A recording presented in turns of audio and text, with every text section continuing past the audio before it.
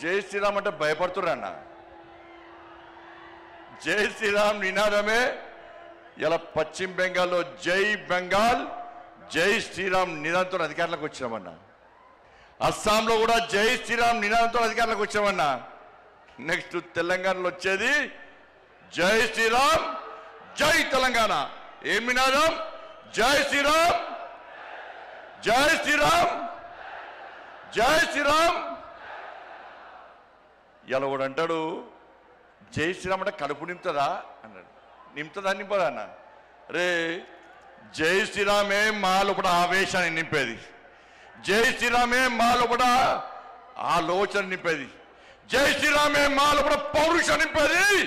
ఈ జై శ్రీరామ్ నినాదమే నీ గడిలు బద్దలు కొట్టిన విషయాన్ని ఆ కుటుంబ పార్టీ కేసీఆర్ పార్టీ మర్చిపోయినట్టున్నా.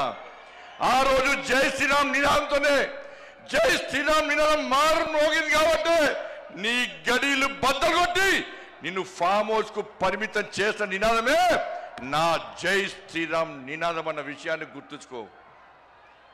ఇలా మోడీ గారు జై శ్రీరామ్ నినాదం పెట్టుకునే 9,400 కోట్ల రూపాయలు ఇవాళ తెలంగాణ రాష్ట్రానికి ఇచ్చిందన్న. మోడీ గారు జై శ్రీరామ్ నినాదంతోనే ఈ తెలంగాణ రాష్ట్రానికి అభివృద్ధి నిధులు ఇస్తుండనా.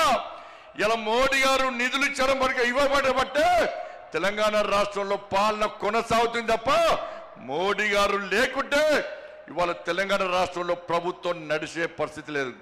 మేము నిధులు తీసుకొస్తున్నాం, మోడీ గారు నిధులు ఇస్తున్నారు తెలంగాణ రాష్ట్రానికి. మేము తెలంగాణ రాష్ట్రానికి నిధులు తీసుకొస్తే మీరేమో తెలంగాణ నుంచి నిధులను పైసలను ఇవాళ ఢిల్లీకి మోస్తున్న కాంగ్రెస్ వాళ్ళు. ఇలా మోడీ గారు హిందీలో మాట్లాడతారు. ఇలా మోడీ గారు హిందీలో మాట్లాడే ఏ హామీని కూడా విస్మరించుకొని ఇలా నెరవేర్చే ప్రయత్నం చేస్తున్నాను మోడీ గారు. ఇలా ప్రియాంక గాంధీ వచ్చిందన్న తెలంగాణ రాష్ట్రానికి, రాహుల్ గాంధీ వచ్చినారు తెలంగాణ రాష్ట్రానికి ఎన్నికల సమయంలో.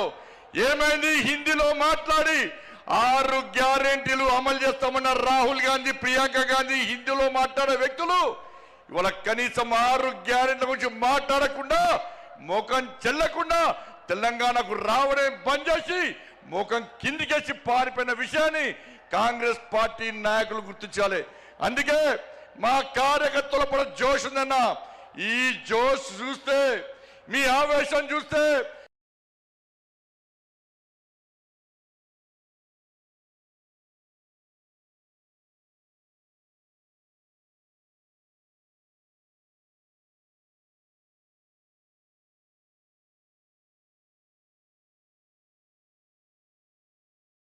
మీ లోపల ఉడుకు రక్తాన్ని చూస్తే, మీ పౌరుషం చూస్తే ఇవాళ కాంగ్రెస్ వాళ్ళు బీఆర్ఎస్లకు ఇవాళ నైట్ అండ్ రాత్రి నిద్ర పట్టదన్న.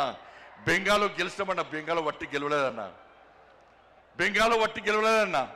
ఇలా బెంగాల్ కార్యకర్తలు కానీ కేరళ కార్యకర్తలు కానీ, సరే కేరళలో ఓడిపోవచ్చు, అతి త్వరలో కేరళలో అధికారంలోకి వస్తామన్నా. ఇవాళ బెంగాల్లో అనేక మంది కార్యకర్తలు బలిదానం అయిపోయారక్క, అనేక మంది కార్యకర్తలు బలిదానం అయిపోయారన్నా. మహిళా మోర్చా కార్యకర్తలు రేపు చేసి చంపిరన్నా, కార్యకర్తలను కట్టేసి వాళ్ళ తల్లిదండ్రులను చంపిరన్నా, తల్లిదండ్రులను కట్టేసి కార్యకర్తలను ఇంట్లో వేసి దగ్ధం చేసిరన్నా.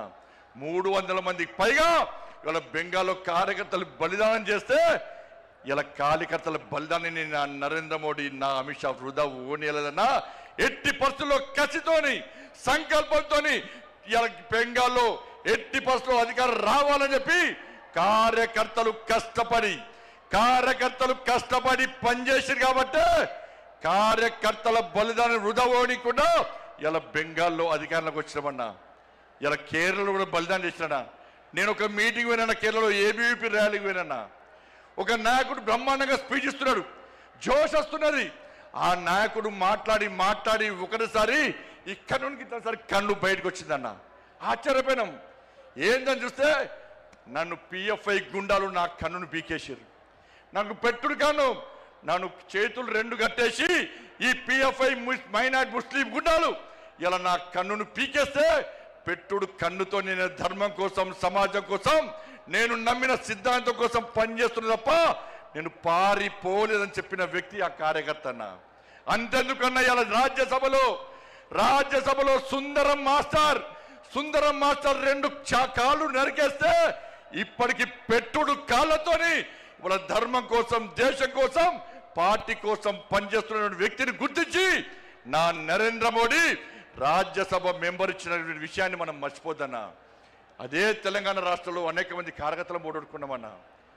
ఎదురుస్తున్నా వాళ్ళ ఆత్మలన్నీ పైనుంచి మేము బలిదానం అయిపోయినాం, మీకు బలిదానం చేసే అదృష్ట అవకాశం మీకు లేదు. మా కోసం పనిచేయండి, మా లక్ష్యాన్ని నెరవేర్చండి, మా బలిదానాన్ని గుర్తించండి, తెలంగాణ రాష్ట్రంలో భారతీయ జనతా పార్టీని అధికారంలోకి తీసుకురండి అని చెప్పి ఆ పైన ఉన్నటువంటి అమర వీరులు మనకు కోరుతున్నా. ఒక్కసారి గుర్తుంచుకోండి. చిన్న చిన్న అభిప్రాయ భేదాలు ఉంటాయన్న, వాటిని పక్కకు పెట్టాలి. మనం ఒక ఫ్యామిలీ, ఒక కుటుంబం, ఇంత పెద్ద మా సైన్యం ఉంది, ఇంత పెద్ద మా కుటుంబం ఉందని భావించే ఈ వేదిక మీద నాయకులం అందరం కూడా కలిసి కట్టుగా ఈ తెలంగాణ రాష్ట్రంలో మోడీ రాజ్యం కోసం, రామ రాజ్యం కోసం ఇలా పరితపించి 24 గంటలు కష్టపడి పనిచేస్తున్నామన్నా. ఒక్కసారి ఆలోచించండి. ఈ తెలంగాణ రాష్ట్రంలో నిధులు ఇచ్చేది మనం, ఇలా అభివృద్ధి చేస్తున్నది మనం. ఇవాళ రైతులు రోడ్ల మీద చూస్తే కొనుగోలు ఇప్పటికీ ప్రారంభించకపోవడం వలన ఇప్పటికే కొనుగోలు పూర్తి కావాలి. వర్షాలు పడి, వడగల వానలు పడి వాళ్ళ రైతులు రోడ్ల మీద పడిగాపులు కాస్తే ఇంతవరకు కొనుగోలు ప్రారంభించకుండా రైతులను హరిగోస పెడుతున్న ప్రభుత్వం కాంగ్రెస్ పార్టీ ప్రభుత్వం.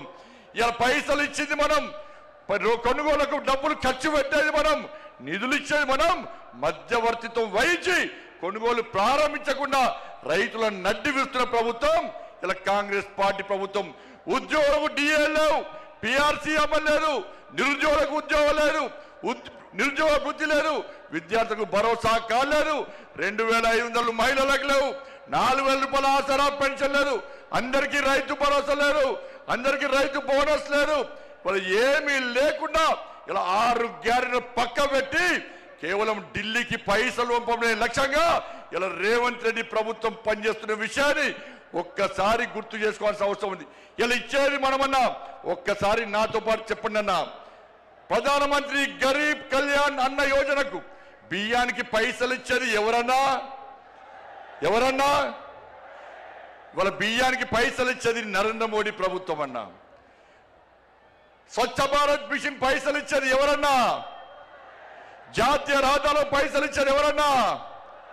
రైల్వే నిధులు ఇచ్చేది ఎవరన్నా? శ్మశాన వాటికలకు పైసలు ఇచ్చేది ఎవరన్నా? కొనుగోలుకు పైసలు ఇచ్చేది ఎవరన్నా? వాళ్ళ శ్మశాన వాటికలకు పైసలు ఇచ్చేది ఎవరన్నా? అన్ని నిధులు మనమే ఇస్తుంటే, వేల కోట్ల రూపాయల నిధులు మనకు వస్తుంటే ఇవాళ కాంగ్రెస్ పార్టీ ప్రభుత్వం మాకు ఏమి ఇస్తలేదని ఎలా భారతీయ జనతా పార్టీ ప్రభుత్వాన్ని బదనాం చేసే ప్రయత్నం చేస్తే అడ్డుకోవాల్సిన బాధ్యత మనకుదన్నా. ఇలా సనాతన ధర్మం కోసం పనిచేస్తామన్నా, ఈ తెలంగాణ రాష్ట్ర అభివృద్ధి కోసం పనిచేస్తామన్నా. సనాతన ధర్మం లేని భారతీయ జనతా పార్టీ లేదు. అరే 80% హిందువుల కోసం పనిచేసే పార్టీ నా భారతీయ జనతా పార్టీ. మేము ఒక వర్గాన్ని కొమ్ముగాయం, ఒక వర్గాన్ని వ్యతిరేకించాం. మేము సనాతన ధర్మానికి అడ్డొస్తే, నా ధర్మాన్ని హేళన చేసే ప్రయత్నం చేస్తే, నా సమాజాన్ని చీల్చే ప్రయత్నం చేస్తే ఏ భారతీయ జనతా పార్టీ కార్యకర్త ఊరుకునే ప్రసక్తి లేదు. మేము అల్లాను కించపరచలే, మేము యేసు ప్రభుని కించపరచలే, కానీ నా రాముని కించపరిస్తే, నా భగవంతుని కించపరిస్తే, నా సమాజాన్ని హేళన చేసే ప్రయత్నం చేస్తే ఊరుకునే ప్రసక్తి లేదన్న విషయాన్ని కాంగ్రెస్ పార్టీ, వాళ్ళ కమ్యూనిస్టు పార్టీలు కానీ బీఆర్ఎస్ పార్టీ కానీ గుర్తుంచుకోవాలి. అందుకే భారతీయ జనతా పార్టీ కార్యకర్తలారా అందరం కలిసి పనిచేద్దాం. నేను ఏ రోజు కూడా పార్టీ తల వంచుకునే పని చేయనన్నా. ఇలా పార్టీ కోసం పనిచేస్తాం. మేమందరం కూడా ప్రతి భారతీయ జనతా పార్టీ కార్యకర్త జై శ్రీరామ్, భారత్ మాతాకి జై అని నేను భారతీయ జనతా పార్టీ కార్యకర్తలని చెప్పి తలెత్తుకొని సగర్వంగా తలెత్తుకునే విధంగా పనిచేస్తుంది తప్ప పార్టీకి తల వంచే పని చేయనన్నా. చాతగాని మూర్ఖులు, ధైర్యంగా రాజకీయంగా ఎదుర్కోలేని దద్దమ్మలు ఇలా ఏదో చేసి బండి సంజయ్ని కానీ భారతీయ జనతా పార్టీని ఇబ్బంది పడితే నేను ఫామ్ హౌస్ లో ఎలుకని కాదన్నా. నేను నా అయ్య పేరు చెప్పి రాజకీయాలు రాలేదన్నా, నా తాత పేరు చెప్పి రాజకీయాలు రాలేదన్నా, ఏదో జెండా పెట్టి అంటే రాలేదన్నా.